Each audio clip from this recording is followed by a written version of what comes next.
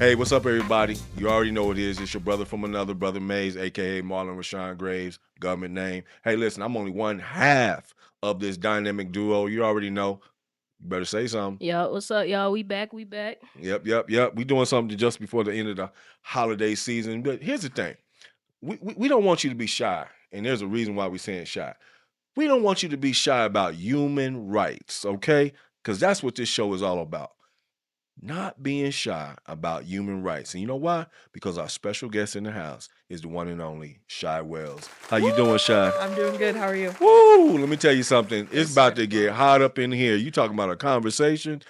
You probably didn't even think. You're like, well, who is this person over here? Well, at the end of the day, we're gonna go in and we're gonna talk about it. But here's what I want you to do. All right. I want you to, dip back a little bit, get your snacks, get what you need so you can watch this, kind of like how we do our Netflix binge. But I need you to be thinking about the one thing and the one thing only about not being shy about human rights. All right. So with that being said, Shy, listen, I'm gonna need you to tell people who you are.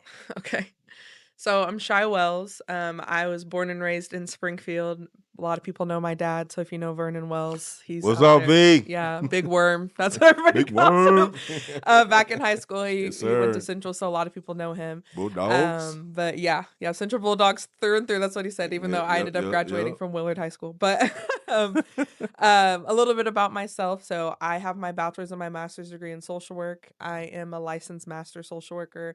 I've spent a lot of time in the community here in Springfield. I started out really young with YPM, Young People on the Move, Yeah. Francine Pratt. Yeah, Thank you very yep, much. That yep. was one of my very first Hey, mentors. Francine, she doing it all. All right, anyway, go ahead. Yeah, go ahead. But I Shout became out to you. a licensed master social worker, and in that time, I have worked pretty much in every aspect that you can with juveniles, juvenile delinquency and Yes. juvenile detention.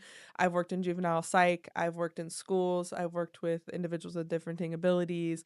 And then I transitioned all of that into my long term working in higher education, Yeah. helping multicultural, multi background, multilingual individuals get access to equitable education, making sure that they have the opportunities that I was given for myself because of all the mentors that I had. So, She's You a know, beast, y'all. She's a beast. hey, Come on. listen, I know, hand clap to that one. You thank know you. what I'm Thank saying? you. Thank Hey, you. listen, first and foremost, I don't even know if we really need to do the interview anymore because she just told you everything. And but here's the thing, and I really want her to say it because when I looked at her resume, it is full of attention and detail, but full of love. And we're going to talk about that because Shy, you come from a loving family, number one, Yeah. and I give you that because V, man. I don't know how you turn out all these daughters of yours, man. I got three of them, and I'm still trying to catch up with you. But at the end of the day, you know, when I think about the title, not being shy about human rights, and we were talking off air, y'all. If you want to kind of know where we're going with this, and she was talking about how she was introducing to her class, introducing human rights to her class, and one of the things that came up was talking about the human rights of food. Am I right? Yep. All right, let's start there because that's interesting. Yeah. Kind of talk about that a little bit. So I think overall, right, like whenever my background currently, I am a program director and also a professor at Mm, OTC. right, And right. my program is based around getting individuals into the world of case management, mental health recovery, juvenile recovery, Mhm, juvenile in school-based work, right? mhm, And you learn that some people genuinely have had the opportunity and the privilege of mhm. spending a good portion of their life being able to not have to think about things that are considered a basic human right. Right. We always talk about Maslow's hierarchy of needs, and at the base of that, it is food, shelter, and Yes. warmth, all the things, hygiene, all of those Mhm. processes that are mostly given to most Yeah. people. Yeah. And then when you're talking to someone, some of my students specifically who have never had to think about not having access to those Right. things, right? The first thing that they do is they come to me and they'll be like, "What what is and how do I understand what to tell my client to buy with WIC?" There you go. And I said, that's a really good question because most people are unfamiliar with the WIC, obviously, is a program that allows individuals to have access to very specific foods. But Mhm. one of the basis of those is access to food for your children. So let's do some clarification here because some people say WIC, hmm other people say SNAP. Yes. What's the difference? So SNAP and WIC are two different things. Mhm. WIC is more accessible actually to most people than they think. Mhm. A lot of parents have access, especially those who are on Medicaid, which you can Right. get on pregnancy Medicaid, which a lot of people also don't know, Mhm. even if you are working. Mhm. Now, the difference between WIC is it's really those developmental stages of a child's life. Most of the time, Mhm. it's those Mhm. very early stages. And then once the child ages out of being able to get through those like purees and starts eating more solid foods, Right. then Right. you transition out of that and then you move into the SNAP, Mhm. which is more whole Whole foods foods. based, Yeah. where like as in WIC, they have milk, they have like pastas, Mhm. a lot of pureed food, baby Mhm. food. So formula is available through the WIC process. I think I said milk. And then they have other things like that are shelf safe. So you can get things like tuna fish and you can get some fruits and Mhm. vegetables. And that's the biggest thing about WIC is that a lot of people, right, they'll have access to it, but they have no idea how to make a meal out of the things that are offered. It's interesting because I think of my early days. I think of my mother being a single parent, working two jobs, and obviously two jobs wasn't enough. Right. And at the time, you think of being on food stamps, as they would call it, and you say, okay, well, we're gonna get this. You get the government cheese, you get this, you get that, Right. whatever you want to call it. But to me, it was always enough. And, if you're creative, you can make what you want to make. Now, I made the cheesiest macaroni and cheese there was, Right. Yes. okay? Especially with that cheese. Yes. But at the end of the day, I think and I've had this happen, being a professor myself at one time, I've had adults come in my class and they say, I really don't know what to do with my benefits. And so kind of go into that because I think this is where, and I'm so glad that you're on our show because this is a question that I think a lot of people fail to ask themselves is I have these benefits. What do I do with them? Right. And Right. how do I help maintain them and Yeah. sustain them, especially for my family? Yeah. Kind of answer that. Yeah, so one of the assignments that I have my students do in class Mhm. is actually set themselves up. So we are currently doing what we call virtual reality learning. Mhm. And I'm doing a co-program with Missouri State's architecture department because they actually have this virtual reality machine Mhm. where the student will place themselves in a Walmart or a Hy-Vee or places that take WIC, right? Mhm. And they're gonna actually physically walk through the store, and the Mhm. shelves at both Walmart and Hy-Vee have sections that show this is a WIC approved item. Gotcha. And in that process, while we're waiting on the virtual reality to come out, I actually have students download the WIC app because the state of Missouri does have an app that's Mhm. available where you can get a barcode Barcode, scanner. yes.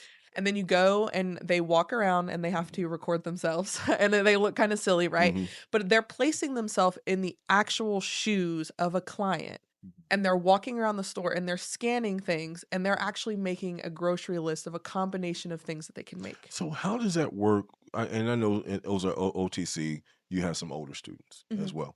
How does that work with possibly senior citizens? Because I mean, I took care of my mother for 10 years, and I can tell you some of the benefits that she had and what they told me. Well, you can buy this with this. You could do this with that. Yeah. How does that work with some of your older students as well? So you mean like what do they have access to Yeah, or yeah. I mean, is it the same type of access as your younger students, or is this something that your older students come to you and say, "Hey, I need help with this," or "I'm taking this class so that I can be more developed in this area." I mean honestly over time, right? Like WIC and SNAP and the eligibility for both of those things have changed so much. This Mhm. current administration is a great example of why Yeah, let's it talk about this is current administration because he's why this confusing me. yeah, All right. why these things Yeah. currently are going on. At Right. one point, like I'll give a really vivid example for a student that just 2 weeks ago, not 2 weeks ago, a month ago, right? Right. Right. A month ago, you could go into Walmart Hmm. and you could purchase regular Cheerio brand Cheerios. Hmm. Okay. The regular Honey Nut Cheerios were available for you to purchase on WIC. Okay. As of right before the government shutdown, for some reason, people were cut off access to be able to receive and use their WIC benefits in order to receive that portion of Just the cereal. basic Cheerios. A Couldn't basic get. Cheerio. Yeah. And so then you had to go into the What? application. Yeah, you had to go into the application, and my students were like, I one of the other things, right, is not Uh, all fruits and vegetables are available on WIC. So they say fruits and great. Yes. vegetables, Yeah. but then they're like, but those carrots right there, I don't want those carrots to be available for fruits and vegetables spending. And So so is there a particular difference? Because at the end of the day, I love my Bugs Bunny carrots, and then right. there's them carrots that you get that's in the little packages, Yeah. and they're more like for the kids size. I mean, is there Yeah. a difference? No. And so that's one of the biggest questions that you have, right? Is what do you do in order to stay ahead? Yeah, It's honestly staying ahead on legislature too, because I at like one that. point, right, Mm. 2 weeks ago, a month ago, I keep saying 2 weeks, but a month ago, you were able to go in the store and you could get Cheerios and you could get like name brand Chex Mix. Now, when you Mm. go into the store, you can get Wheaties, Yeah. and I think there is about 1 to 2 other like branded Chex Mm. Mixes that you can get, but it's Chex Mix that doesn't really like it's not cereal based, it's the kind that you use to make like puppy chow. Wait, what? So Whoa, so it's whoa, like, whoa, yeah. whoa, whoa. Yeah. So Wait it's a like, minute. wait, what? Yeah. Okay. So the basic Chex Mix is not available anymore, but you can get the one that is the mix, and it literally tells you it's the one that they use in order to make like the Chex Mix for like puppy chow and different things like that. Like most people don't eat it with milk because it's not meant for that. It's meant to be seasoned because it's so unseasoned.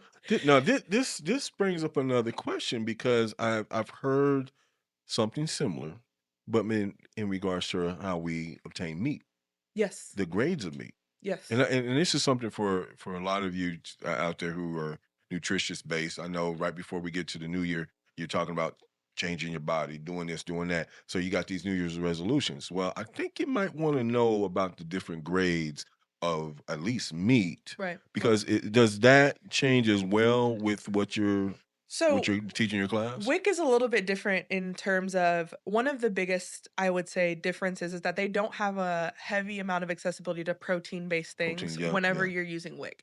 So protein-wise, and one of the things that I teach my students is if you have a client, right, who only gets access to WIC but desires and needs something that's more filling, which Mhm. protein will always be more Right, filling for right. you, we need to find a way in order to adapt what is accessible to them to that. Mhm. So peanut butter is one of the things that is on WIC that people Mhm. can get, and there's a different plethora of peanut butters that you Oh can yeah, get. of course. That's one of the things that they kind of allow a little bit more freedom with. I'm curious to ask this real quick question. I may be off subject. I just heard a couple months ago there is a peanut butter for kids that have peanut allergies. Does that make sense?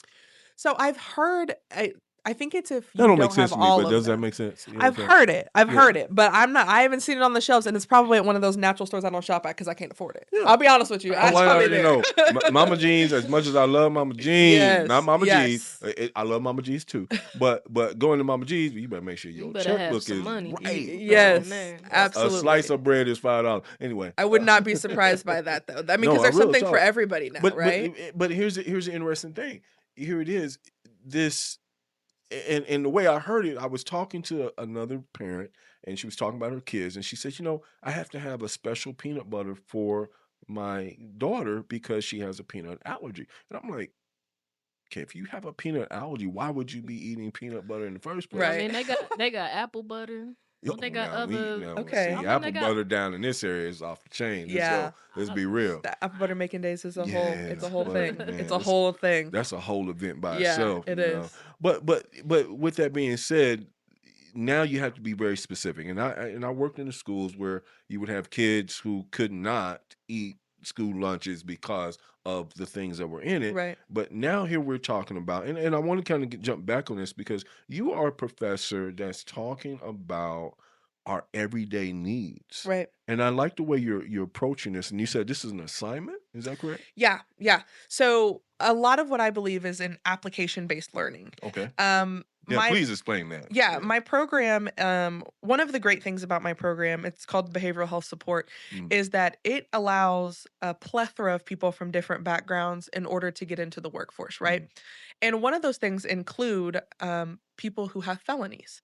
And that Mm. to me is Good always point. Yeah. something that is really inspirational about my Mm. program Mhm. because the Department of Mental Health is who, created the program. But whenever you are working with individuals, they can file what is called an exemption with the state as Yep. long as they are not on parole. And Mhm. of course, there's a list of crimes that you cannot get an exemption for. Right, right. But believe it or not, the crimes that you cannot get an exemption for are actually very limited. Mhm. Crimes against others, Mhm. crimes against individuals, crimes against senior citizens, robbery, Yeah, stealing yeah, from different yeah. things like that. But then there are other crimes, like for example, I have a plethora of students who have drug crimes Gotcha. and they are off probation, right? We're They've in that completed their area. probation. I'll just be Yes, honest. yes, This is they one have of the hottest completed their areas for work. probation and Mhm. they are now looking for a second chance in Yeah, life, right? yeah. And so when the program was initially created, that was one of the main things that the original creator back in 2017 had said that we want this to be a second chance. Now, with that being said, some students, right, Mhm. are off of probation, but they still have not adapted to life outside of prison, outside of jail, Wow, outside wow, of their criminal wow. background. Yes, yes. And so you would think, what do I need to do in order to get back into this field? And I will tell you, one of the main things is most of them need application-based learning. They need someone to walk them through You step by step and really apply themselves to what they're learning because writing on paper is too much. Shy, listen, guys, first and foremost, this is getting hot. This is the meat. Listen, guys, our special guest in the house obviously is Shy Wells, Professor Shy Wells of OTC. Man, I'm sure your students are probably going to be watching. Well, I know her. I know her. Hey, listen, if you're just joining the conversation, obviously we are talking about not. Help me say it again. Not what? Not being shy Not About being human shy about rights. human about rights. human rights. And one of the things that we focused on right now, or at least in the beginning of the show, is dealing with food and the Yeah, access to food through some of our supplemental programs. Hey, listen, we're going to come back because I really want to get back into this application, applying, because you're dealing with a lot of felonies. yes, I mean, people who have felonies, who have, right, some misdemeanors is what it is. But getting back into this particular world is hard enough absolutely. just breathing. Yeah. So, hey guys, listen, I'm your brother from another. You already know that's Jace. Jace the We got Shy Ace. in the house. Hey, listen, we coming right back at you with hot topic. Locked and You loaded. already know, locked and loaded.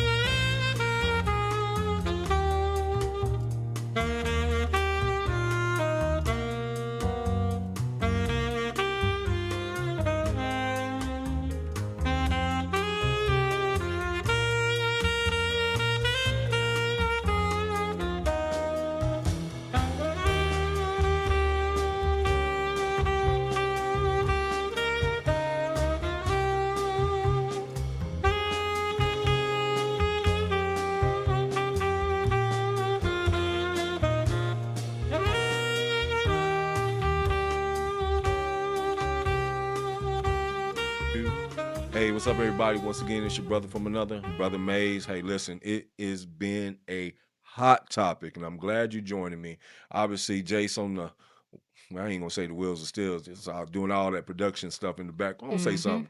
Hey, how y'all doing? See, this is what I'm talking about. I know I don't say I know I don't say much, y'all, but I'm back here listening Yeah. and I'm taking it all in. Well, she's got a Yeah. good reason to listen because we have on our show tonight, obviously, Professor Shy Wells is in the house of OTC. And man, we've been talking about some very great things that you can apply to your own self.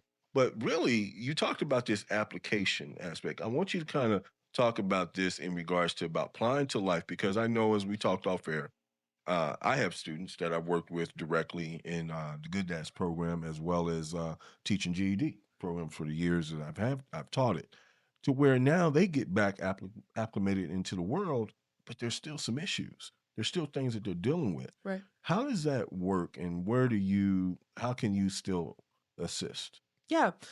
So it was I actually have a story that goes directly with that. It was my very first year teaching, right? I just got out of grad school and they'd given me an opportunity to teach. I am 24, 23, 24 years old. And I go into my classroom Yeah. and they're like, this program that you're teaching in, because at the time I was just teaching, I Right, wasn't a right. director of it, is a little bit different. And you have Yeah. some students that, are a little bit more what we consider non-traditional, which That isn't your, right. write-in student. So Mhm. I'm thinking, okay, I can handle that. I've worked in juvenile psych, I've worked in the jail, I've worked in all these places. Look, you ain't got to worry about me. Right, right, right, right. Very first student writes a paper to me, and I give him a grade, and I'm like, hey, there's some steps that you're missing, Right, and right. but we're gonna work through it. And by the end of the semester, you're gonna be a good paper writer. Mhm. So he sends me an email, and he's like, I just want you to know, I just did a 20-year bid in prison. Yeah. I just got out, and I'm really trying hard to stay up on my academics and my education. This is a requirement for me to get a welding degree. That's it. And at the end of the email, he puts LMBAO. You know what that means? Laugh my back and ass off, professor. And I said, oh my Lanta. So then my response to that was, of course, in a Yeah. professional standing. Like Uh-huh. I said, hey, I know that you just did a 20-year bid, and I can recognize that you are out and you are trying to adapt to your Uh-huh, life uh-huh, to uh-huh. being out here. But let's talk about professional etiquette in an There you email. go. There you go. And why, it's maybe not the most appropriate for you to reach out to me and say, laugh my ass off or laugh my back or whatever they were saying to you in whenever you were I in get jail, it. right? Mhm. And he responded back and he said, you're the first person who actually treated me like a human. There you go. He goes, instead of you, grilling me or Mhm. telling me that I shouldn't go to school anymore because I was Mhm. cussing in my emails, Right. you talked to me and you made me understand why I needed to make these changes and the reality of the real world, right? Like he'd Mhm. spent 20 years in prison. He had no Wow. idea what the world was going to be like or what his What the expectation was expectations of a were. man. You Mhm. know, I want to jump in on that because, and as we talked, we said our careers are very, very similar. I spent a lot of time teaching at Miami-Dade College in Miami, Florida. And of course, with my classes, I learned after my first year because I was closer to your age at the time. And I learned in my first year this one thing. When people have been in the world or been out of the world, let's put it this way, out of the world, and they're coming back to a reality that don't necessarily like them. Right. Let's just be honest. There are some things that as you are teaching, you have to put on the brakes. Right. And when you look at them, you say, okay, it's your turn. Right. And what do I mean by that? I actually implemented, and this college did this for several years after I left, is they allowed each GED student to teach a 15-minute segment of the class. Mm. And they put it into the curriculum. This is real talk. The beauty of that is that you're now respecting where this person's come from. Right. Okay. Where did they come from? And they may have had a career before they went into prison. And they Mhm. may have came out of prison, had a career, and they're still like, hey, I can do this. But it gives them confidence Right. Mhm. on a whole nother level. So yes, when you're talking about, that this student saying, hey, you're the first person to treat me like a human, Yeah. they need that. Yeah. They Absolutely. really need that. Absolutely. I'm very interested because, and I want to kind of segue into this. You talked about, your career, and I kind of want to go a little further back because when you were at Missouri State University, you had the opportunity to be a part of a DEA program, but you were assistant director of multicultural programs, but you was the director of the LGBTQ community and student services. Yep. with all the transition and everything that's been going on over the latter so many years, what was that experience like? So I'll say, working at in that realm was amazing. Mm, I did so many awesome things and I met so many awesome mm, people because I took the risk and I mm, took the opportunity to say, regardless of where you stand or how you feel about it, mm. a basic human right, right? We're talking about No, yeah, human of rights. A course, of basic course, of human course. right is being able to understand where someone is coming from, Mm, but also being able to work with others. That's the biggest thing that I think we miss out on a lot. And for me, whenever I first came in, not only, am I black, but mm. I'm also gay and I'm also young. Yeah, yeah. So here I am and trying to take on fresh out of grad school, and I'm Mm, like, okay, I'm gonna do it all. I'm gonna right. take it on. I'm gonna take on the hate. I'm gonna take on the negativity. I'm gonna learn all of these things. But I'll say one thing about what I learned out of all of it. My boss at the time, Mhm, she was a female immigrant. Okay, she came over here mhm, to the U.S. She played sports, and she was working on getting her green card. mhm. And that woman taught me everything that I needed to know about how to be a professional when the world was built against you. It wasn't The because I was black resilience. or gay or Yeah, queer. yeah, It yeah. was the fact that no matter what, anything that I want for myself, I am 100% capable of getting, because Mhm, what everybody's got to say around me doesn't matter, because at the end of the day, I have a foundation that I have created for myself. And it wasn't just the job alone, I think, that created that for me. mhm. It was the fact that after that, I never stopped. Like, the grind never stopped for me. As soon as a Mhm. powerful woman came in my presence and she Mhm. was like, look, I'll tell you everything that I've went through, how people talk about my accent, how people treated me Yeah, because yeah, I wasn't yeah. American citizen, especially now. And I'm going Mhm, to tell you this, don't ever let anybody limit the scope of who you are and what you want to be. And I mm. hit the ground running. I mean, after Wow. that, I was like, I'm applying for grants. I got Yeah. approved for grants. I was networking with people. I then created my own training with my own background, and people were paying me to give them training about Yeah. the LGBTQ plus Okay. community. Come Like, on. I was doing things that nobody had ever told me that I was capable of Right. doing.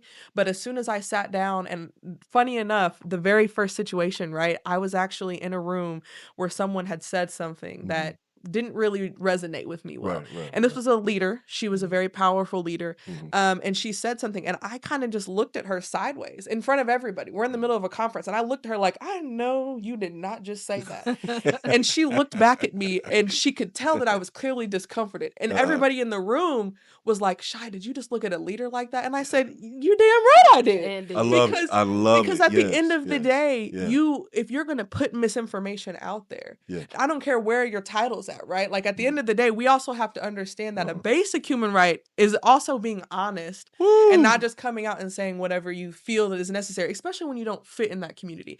And the thing that she had said was about the queer community. Mhm, So mhm. it was very daunting to me that she had an opinion anyway to begin with, because I was like, you don't resonate with that community at all. We're here in Springfield, Missouri, guys. Let's be real. We're here in the field. Yep. And it's one thing to be well, be black in Right. Springfield is hard. Let's just be real.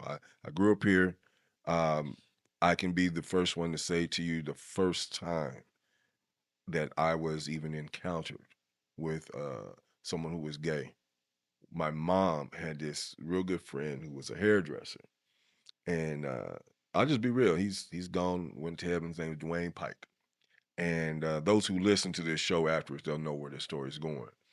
And he used to come by the house all the time and just you know have great conversations. My mom, but then I seen him. He's doing his hair. He's asking my mom to deal with makeup and all this, and she was about to go out, and they were about to go out to his show. Well, I didn't know what his show was. Found out later he did a drag show. Now, at the time, probably one of the best in the area, probably best in the state, probably region. I mean, this man was that good. But what I learned that night, and I'm probably about a sophomore in high school, as he's doing his makeup, he started talking about real life. He says, "You know me as Dwayne Pike, who you see every day, Right. but here is me in my likeness, in my where I feel good in this skin." Right. Who So I that makes sense. embody. Who I embody. Yes. Exactly. And it made me look at things differently at 16 years of age, where I'm still trying to understand manhood. Right. Okay? I'm just being real. And so the beauty of it is, and I love the family. I mean, I grew up around the family and everything. But what I learned from, and people ask me all the time, what have you learned about yourself and learned over the years that you could take with you? I learned how to embody me Right. Mhm. from this man. Right. This is real talk because over the years he went through and I mean done a lot of great things in the community. Right. Again, God rest his soul. But at the end of the day, we look at the LGBT community in a way where it's like it's over here. Right. And I'll be the first one to tell I'm a minister, but I am not the first one to sit up here and judge anybody. I can't judge anybody because I'm still being judged. But here's what I learned. If we keep putting LGBT community in a pocket, where does that say about me as a black man? Let's be honest. Right. I've been in a pocket all my life. So here we are, we talking about this, and you're in a profession Hmm. that you're teaching people. I don't care who comes into that door about the most general things. Right. And I'm gonna be honest, I don't think I could see you as a gay person. I'm just seeing this the person about to give me my grade. Okay. Yeah. So I'm listening. So how does that impact you, knowing that you carry all these different titles? I mean, honestly, growing up, I'm the oldest of four I four know daughters. you Yeah, four Vernon, daughters. y'all done, Five girls and one boy. But Vernon just had nothing but girls. He could yeah. have a girl basketball team, Yeah. you know? And being the oldest, right? I think I've always wore the hat of like I'm going to be the supervisor, the Right. manager, the elite. I'm going to be the first. And then, Yeah. this last year, my sister had a baby. Okay. She was I the remember. first. She was the first to have the baby. And I thought to myself, whoa, so you think you're better than me because I was supposed to be the first to do all of those things. But the reality I is, love it. I think love it's it. always been that way for me. Yeah. I've always been very eager, and really, it's been about who I've established myself around. Like I Exactly. will say, one of the very first mentors I had, she was a older white woman. She a part of Assemblies of God. Whenever you got connected with this group, it was called Shapes Mentoring. Okay. Okay. And they matched me with this woman, and I'm not kidding you, she was every bit of 75 years old, but still ran marathons. Oh, wow. And I thought to myself, what could me and this 75-year-old white woman possibly have in common? Right. How could you match me, a child who has anger issues, gets kicked out of school all the time? Right. What could I possibly have in common with this woman? And when I tell you, she brought me down to earth so quick. Wow. Wow. She was the nicest and the sweetest person I'd ever met. She cared about Yeah. me in a way that I had just never, I never thought that I could relate to someone. Spending time. But Yeah, right. spending And so we time with talked them, about things. And whenever I got in trouble at school, she sat down with me and she said, why did you feel the need to do that? Or Wow. what was the purpose? Or how did you get to this point where you thought that was the rationale that you should use? And she used words with me like that. Yeah. I'm 8 years old and she's talking about what's the rationale. And I'm over here like, girl, I don't even know what you're talking about, right? The what? But the Oh my what? God. Like, And what I are you love it. I saying? love it. Yeah, Yeah, but yeah. she taught me things about one time, I think I was 11 at this Yeah. point. She comes and picks me up and she goes, "Did you practice your emotional intelligence this week?" Mhm. And I said, "Emotional intelligence?" I said, "What does that mean?" So we're talking about it and she's Yeah, telling yeah. me, the next time that someone says something to you about your race or about your hair or about these things, she goes, "Stand up for yourself, but don't stand up in the way where you feel like you got to get your lick back on them." Like, There you she go. was saying words like this and I'm like, Okay, "You said instead of doing this. yeah, instead of she doing wanted- this, yeah, I she got goes, you. I got find you. somebody that you can trust, find your people, find your community." And from a very young age, that was always instilled in love me it. to I where love the it. anger that I felt towards others didn't have to be me. One of the things she always said and taught and ingrained in me was accountability. Because at the end of the Yes. day, if someone says something to me about being queer, about being black, about being a woman, that's their personal opinion. But that ain't got nothing to do about how I hold myself in society. But what is going to be is whenever I start beating people up or I start getting kicked out of school and now everybody looking at me as the big bully. Right, I've been 6 foot tall, 200 something pounds for a fat minute now. Not only, I was always number 5 on the basketball court. Everybody feared me regardless if I beat them up. I love it. And Oh that's my the truth God. about Yeah. it. No, you're right. You're right. And right, so right. growing up, I thought to myself, I never had nobody really ever had to fear me because that was always the biggest thing, that they were scared of me, they wouldn't mess with I me. love it. But then she was like, "Girl, you're already almost 6 foot tall, 200 some pounds playing on the basketball court. Like, Yeah. you don't gotta make people scared of you." So wait, Shy. Shad, hold on, I got a question. Go Would ahead Yeah. for it. would Go you ahead. say that the relationship that you had with her kind of inspired you to like go after the work that you're doing now today? Like what pushed you towards pursuing the career that you have Great now? question. Yeah. Yeah, I mean, honestly, if you want me to be honest with you, one of the biggest things I that I told you would this is open attest to, court. I know, yeah, Yeah. one of the biggest things that I attested to my mentor was not being afraid of white people. I'll be honest with you, Mm, because everybody who had it ahead in my environments around me, they were all white. Mhm. mm, And not being scared to go and talk to those people and ask them for help and get them to put me ahead or match their energy where they were at got me to where I'm at right now. Every single person that I was in high school with, from my administrators, I'm talking about from my principal to the school resource officer right, right. to my high school, one of my favorite high school teachers, Jennifer Baxter, I'll say her name. Okay. She never gave up on me. But I also wasn't scared to stand up and say, "Look, this is where I want to be and this is who I want to be. I want to be like you. I want to see the world the way Mm, that you see the world. How do I get to that point?" Mhm. And I think good. at a very young age it was instilled in me to not be afraid to go talk to those people who had exactly what I wanted to have. That's a good point, not to cut you off, but that's a very good point to teach. If anybody young right now is needing some guidance on how to approach your professors, your teachers, your administrators, or just anybody in general in the community, you cannot be afraid to ask that question Mhm. Yes. because that might be the only opportunity for you to get the right thing said to you at the right time. Does that Yes. make sense? Yeah. Yeah, that makes I sense. mean, I appreciate you saying that. Yeah. I mean, I went to a high school, right, where all my educators were white.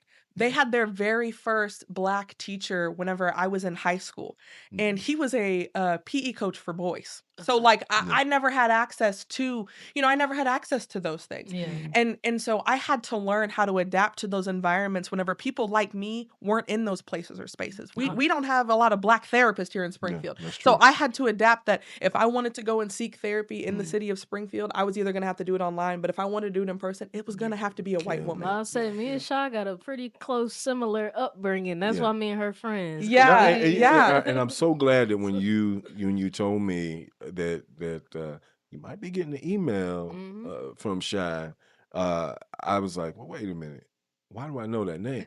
That was number Yeah. one. But the beauty of it is that it's these type of connections. Because you are correct. I mean, at one point in time, and I can remember, I had a African American teacher in my elementary school, and she was just one. Yep. Then there was a One of one. secretary.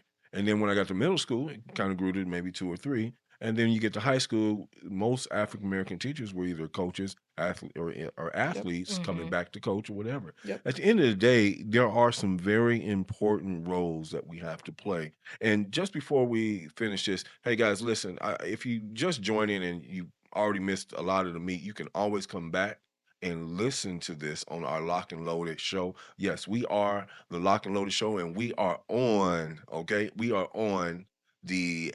You can find us on YouTube. Our YouTube channel is at the Lock and Loaded Show. Okay, now we have 2 new episodes that come out every month. All right, and this is one of the episodes that's finishing out the year. Obviously, Shy Wells is on here tonight with us. But here's the thing: this is what I want you to do before we go to our last segment of this show. I want you to take a break and I want you to think about what it is that you have to do to make a difference in your life dealing with human rights. Think about it. You see something wrong, you see something right. Do you actually take action to it? And if you do, hey, clap yourself up. But if you don't, learn from this situation. Hey guys, we got Shy on. We're gonna come right back. This is the Lock and Loaded show. I already know that Jace is my other half. Woo. You better say something more than woo. Man, I don't be knowing what to say. It's all But good. thank y'all. Hey, Thank listen, y'all I'm for your brother tuning from another in. mother. We're gonna be right back, and we're gonna finish out this show because I really want to ask you a certain question, and you're gonna answer this one. All right. So we'll be I'm right back. scared. We're gonna take a quick break. Lock and loaded.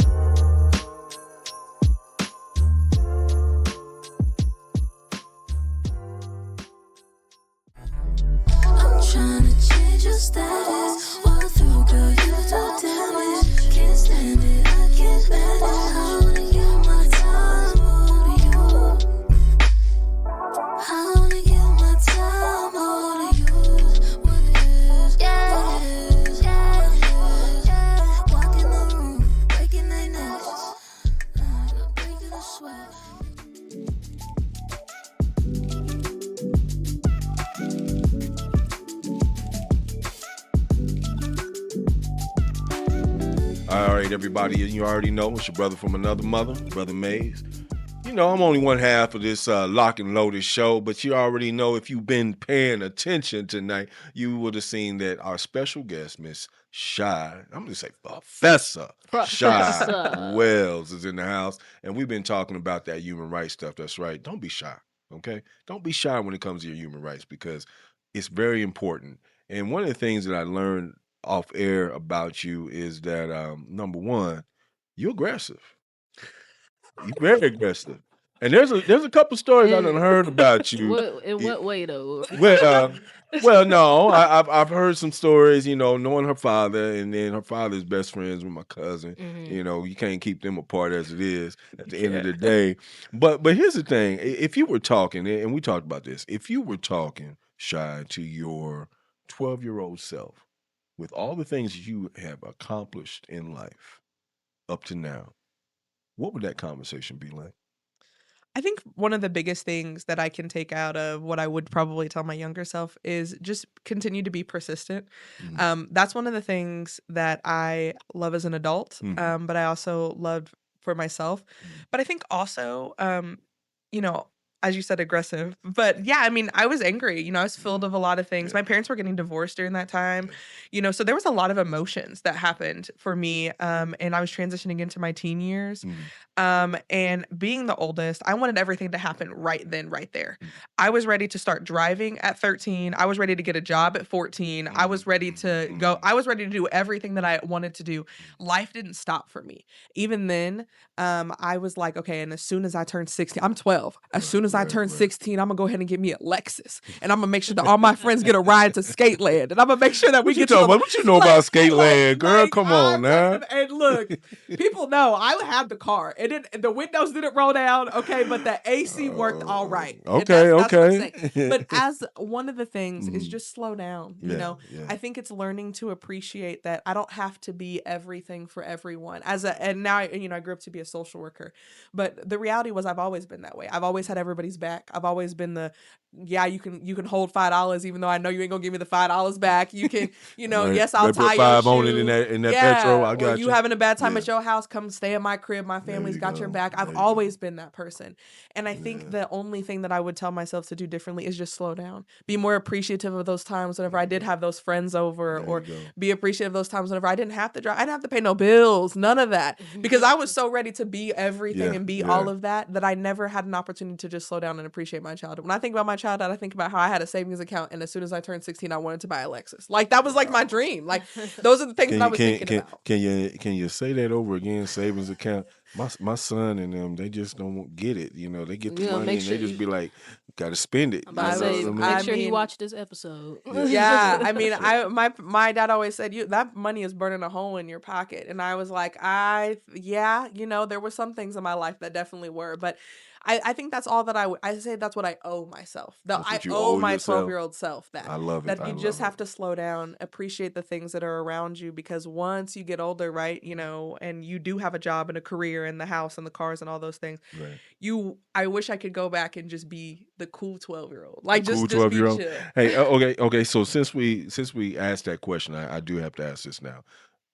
Knowing that 12-year-old person was just as motivated as the person you are today, if you could give a shout out to 3 individuals over your lifetime that were there for you. Now, we talked about one, obviously, but they were there for you, but they showed up in a way that was probably most indifferent than most. Who would those 3 be? You know, I would say one of the biggest things is probably my dad, of course, you know. I mean, Word. I love my dad, Yeah, yeah. yeah. And you know, we obviously were indifferent. I was a athlete and my dad wanted me. I mean, I'll tell you right now, Dad, if you're listening to this, he probably wanted me to go pro. Like he was very much so like you're gonna do this, you're gonna be the post. And then he was also the one that like when I didn't do it, he was on the sideline like, why did you not do that? You could have done it. And I'm like, and I'm just crying. I'm like, why is he yelling at me? Yeah, But yeah, I think yeah. that drive and that ambition, because one of the biggest things was being an athlete. Yeah. And then obviously, you know, my dad changed a lot. He grew his mindset about life life, about my queerness, about having 4 daughters. My dad went through a huge change. Something really big happened to him, and during that time, he had to make changes to better himself, to better Right, the right. environment around him, and he did that.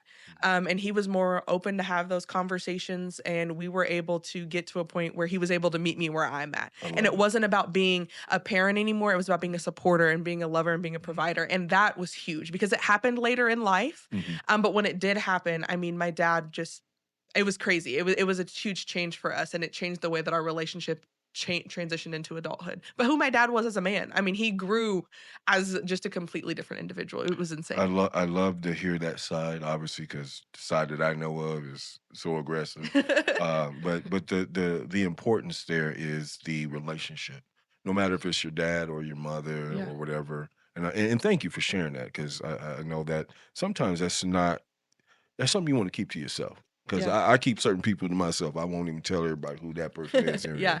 But I appreciate that. But here's the thing, and I know I asked for three. You mentioned one. You mentioned your dad. Is there anyone else that you would like to share that spotlight? Yeah.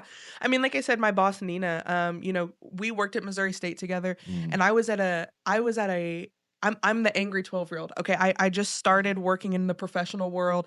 I mm, was not sure how to represent myself as the angry black woman in a professional yeah, workplace. I was not sure how to be I was a young professional. mm, And with that, it took a lot of change and adaptability. And she took me under her arm and she was like, "Hey, look, I understand that this is maybe something that you're new to and you're not familiar with, but I'm going to mold you and I'm going to help and shape you and allow you to grow and be the individual who, no matter where you're at, they're always going to look at you as professional. They're going to want you on your team. I That love every it. time that your resume goes out there, they're going to look at you and you're going to be the hireable. You're going to be that girl." Come Thank on. you. Yes. Thank you. Shout Thank Yes. out you. her. And amazing. She's an amazing woman. When you watch this, because I know you're gonna watch it because I'm All gonna right, tell you Nina, you to. hear that? I Yeah. I just yeah, I owe a lot of who I There am you go. now as a professional and all the success that I have as a program director and as a professor, really genuinely to how she took me under her wing as a young professional. Hey, y'all. Y'all listening to the one and only Professor Shy Wells. Thank Mhm. you for coming on the Yeah, show thank you tonight. guys for Really having me. appreciate it. Yeah. Here's the thing. We asked the question earlier in our episodes. Hey, if you'd like to be a part of our show, you like to come on, you think you got something you want to say, something you want to talk about, hey, reach out to us. And Jace, Let me go ahead and give y'all yeah, this please go email ahead and address right lock that here. in. Hold on one second. I just Yeah. emailed them guys. I was like, "Hey, That's it's it. All she me. did was It's This just is my email us. resume. it's Let's that talk about easy. something." It's that easy. All All right. right, so you can reach out to us at lockandloaded417@gmail.com. That's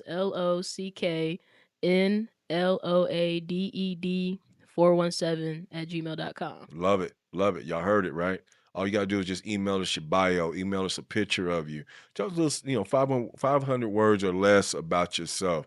And hey, we'll fit you in some kind of way, because our goal with this show, and one of the things that we're going to be moving towards, as you already know, CPO. Let's give a shout out to CPO, Yes, shout out Francine Pratt, CPO. Ooh, we Darlene, love CPO. everybody. Hey, that helps. That's our partners in this. But at one point in time, they told us, they said, hey, this is your show. This is your show. You and Jace do what you do best. And that's what we're doing. And We're we bringing it doing it, we to, doing it, we doing it you know, all right, well. we're doing it, we're doing it, we're doing it well. All right, that's right. So we're doing it for the community, but at the same time, we want to exploit the important people, not just people of color, because I'm still waiting for my all white guests to get on here yet. I'm just being real. At the end of the day, got some couple of invitations out there, but at the end of the day, while we can, people say this community is 4%. It's a lot more than 4% in this area. The census is just wrong about that. At the end of the day, we really want to exploit what Southwest Missouri's area is all about. And at the end of the day, the field, as we call it. Hey, join us each and every week if you want to, but look for 2 new episodes every month for sure at the Locked and Loaded Show on YouTube. Hey, y'all, I'm Brother Mays. That's Jace. Yes, We it got Shy. is. We out. Talk to you. Peace.